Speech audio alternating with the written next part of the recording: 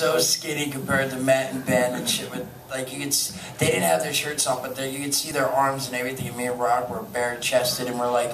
What was so cute is the day that Rock's naked and fucking Mewes was like, I'm gonna take my shirt off, and he took his shirt off, and we took a picture of Rock for continuity. You know, they take Polaroid pictures and shit. And there's the two of them together, and they have blank expressions, arms over each other, no shirts. They look like two inner city kids waiting for the fucking fire hydrant.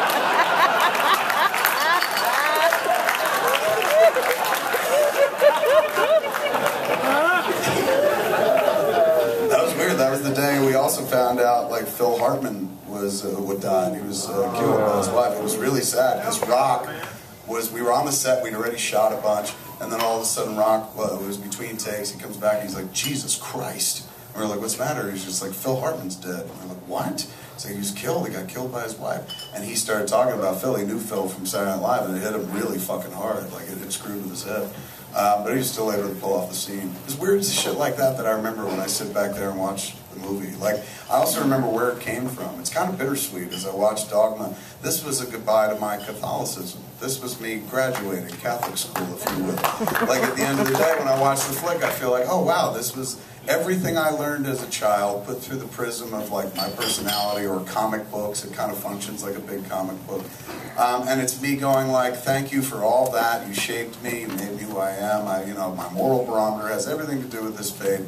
But my God, it's batshit crazy. So I'm going to go be spiritual. I just don't need your religion anymore. So the movie was kind of me getting away from religion. It was weird. During the time of release of the movie, people would be like, do you still go to church? I was like, yeah, I still actually go to church.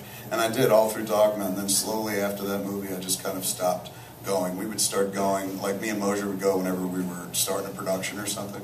But generally speaking, I stopped going on Sunday. And when I watched the movie, I go like, oh yeah, that's why. Because this was the movie where I was like, I grew up. What about you? Did I go to church? No, did you? I was like, wait, did I go to church?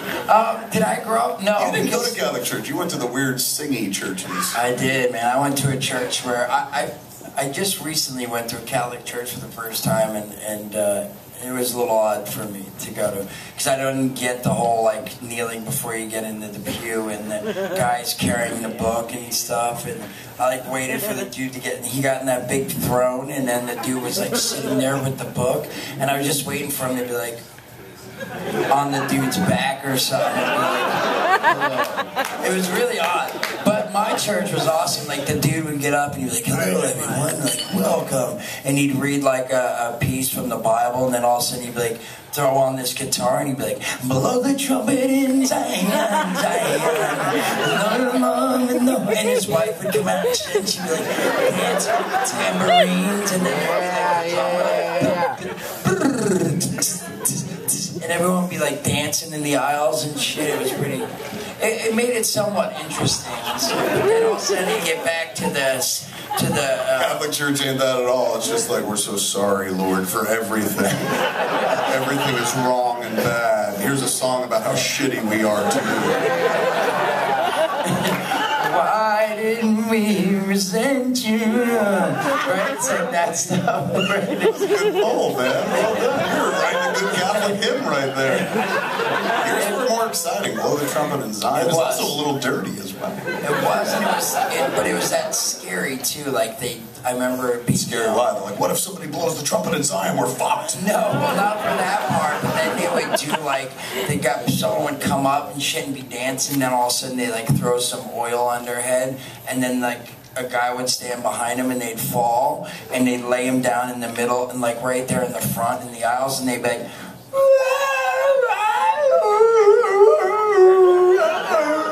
For like an hour, and I remember... That's speaking in tongues? No, that's them getting the demons casted out of their bodies. That was them being blessed, and all the evil and badness in them was coming out of them, like from like Ghost, you know, like when in the movie Ghost, when the guy falls and he's dead and the black things go.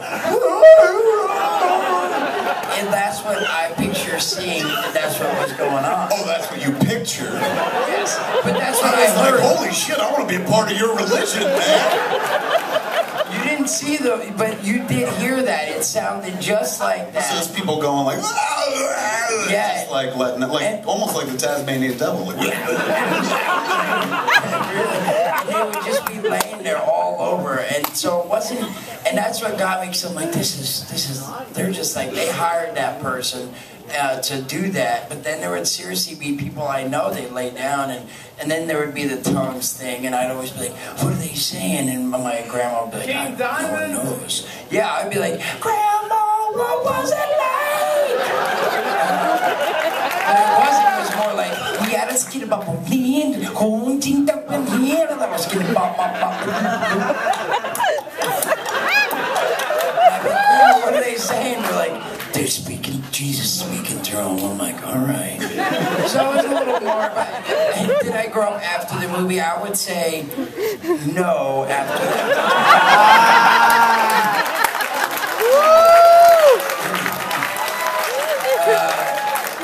I would agree with you. Yeah, it just got, to be honest, it sucks. It only got worse after that for me, and that girl even. And then after that, I had a moment of, I started getting better, and it took a little while to grow up for me. So, and I'm still, still trying to be all grown up. Let me ask you this, as we were asked before by someone in the crowd. Every once in a while, every week when we gather to do the show, we ask you a very important question, and that question is, how long have you been clean and sober? You're gonna kill me. Sorry, I didn't. I usually have it's like it's 2 years and 36 days. Yeah.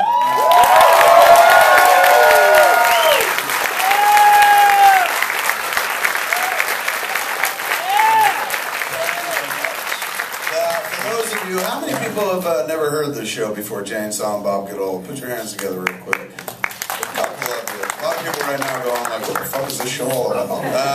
Come on! Here and we talked to Mewes, man, in an effort to keep him clean. Mewes, as you might have heard, had a bit of problem with the heroin, the OxyContin as well. And we figured out at a certain point, he'd fallen off the wagon 2 years and 37 days ago, or whatever it was.